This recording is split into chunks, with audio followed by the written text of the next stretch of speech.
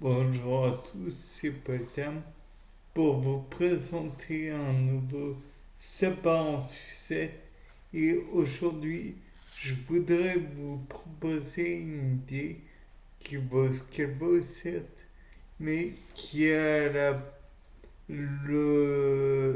l'utilité non négligeable d'après moi, puisqu'elle pourrait permettre de détruire des tumeurs sans avoir à ouvrir l'organisme, par exemple détruire des tumeurs au cerveau ou détruire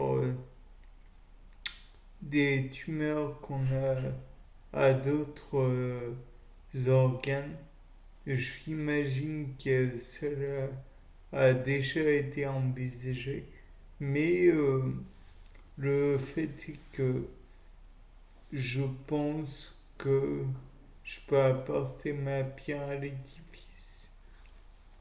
Au pire, je ne fais que répéter quelque chose qui a déjà été dit. Enfin bref, le fait est que je sais que bon nombre d'organismes sont parfois sont producteurs de venin. Certains venins sont nécrosants, donc causent la mort des tissus. Peut-être que si on prend ces venins, que l'on extrait la toxine qui produit la nécrose, si elle est seule ou si il y en a plusieurs, tout dépend. Donc on pourrait passer, comment dire, tout d'abord le venin sur un banc d'électrophorèse pour voir s'il y a différents constituants dans ce venin.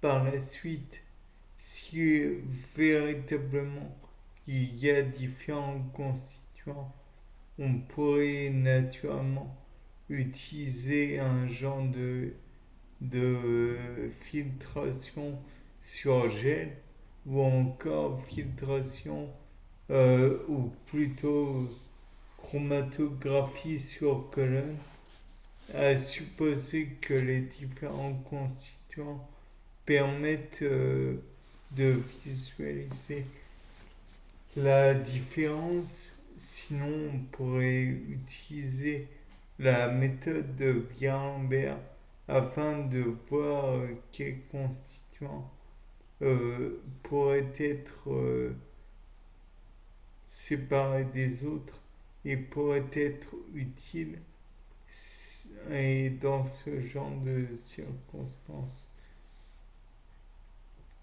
On pourrait peut-être le reproduire s'il est déjà s'il y a déjà des substances d'intérêt.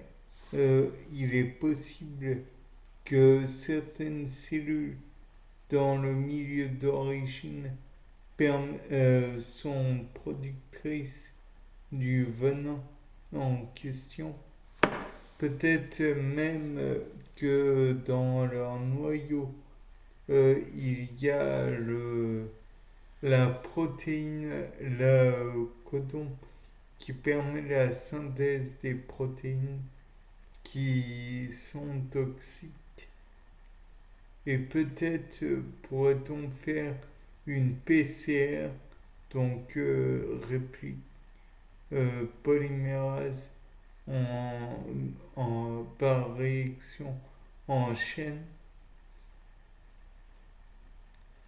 Je ne vous rappelle pas que faut prélever, faut déjà avoir l'ADN, puis ou l'ARN, tout dépend dans la cellule, enfin dans le cas présent j'imagine plutôt en ADN, on, comment dire, on fait une séparation par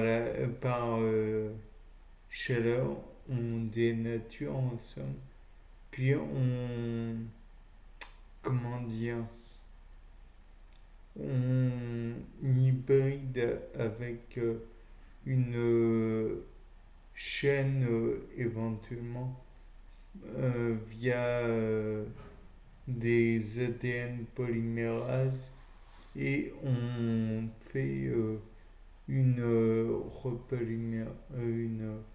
polymérisation. Cela, d'abord, la re, enfin, l'appariement grâce à une chaîne d'ADN, on peut le faire en sachant que cela se fait à deux fois le nombre d'adénine et de thymine plus quatre fois le nombre de cytosine et de guanine et on obtient la température de fusion.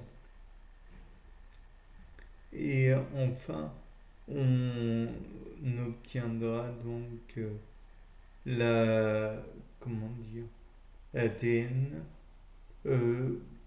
enfin un brin d'ADN répliqué. Par la suite, on peut toujours y ajouter, on peut le mettre dans une cellule qui va du genre Saccharomyces cerevisiae qui reproduira peut-être si on le met via comment du mince, le truc de calcium. Euh, enfin, on fait en sorte que la membrane externe de la cellule devienne poreuse, puis on introduit le, le gène en question qui va être pris en charge éventuellement par une,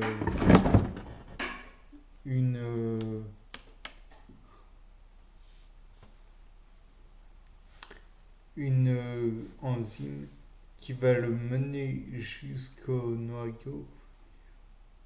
Bon, de là, on peut espérer que l'ADN en question sera ensuite inclus dans l'ADN de la cellule et on peut espérer que la cellule va donc par la suite, si on utilise la micro-injection, ça va être très long, mais ça peut se faire aussi. On peut espérer qu'il y aura